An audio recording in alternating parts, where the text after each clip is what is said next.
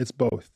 CIA wants people that carry a certain level of anxiety, because when you carry anxiety, you're naturally paranoid, which means you have heightened observational skills. Most people who suffer from anxiety feel like they're inadequate in some way. In reality, they are hyper adequate. They are more than adequate. Anxiety is a superpower through the eyes of the CIA. I would take somebody with anxiety any day over somebody without anxiety, because anxiety keeps you alive. Anxiety keeps you sharp. Anxiety keeps you learning. It keeps you attentive. It's a good thing. But to your second point, you are also trained. You are trained to understand how fear works.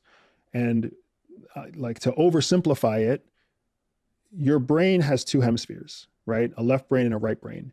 Your left brain is your logical brain. Your right brain is your emotional brain.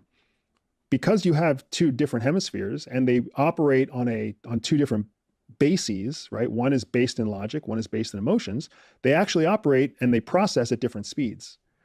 Your logical brain processes much slower than your emotional brain, which is why it takes you an instant before you're scared, but it takes you maybe minutes, hours, weeks before you're convinced.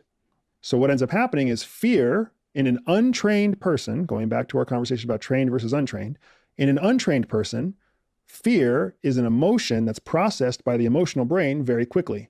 So then they react instinctively to their fear. That's where a lot of people who suffer from anxiety get held back. When you can train someone to understand that the same thing that makes them emotionally scared is also being processed by their logical brain. Your brain is actually going through the process of determining how scared you really need to be. If you can just slow down the emotional brain and train the rational brain to work a little bit faster, your whole relationship with fear completely changes.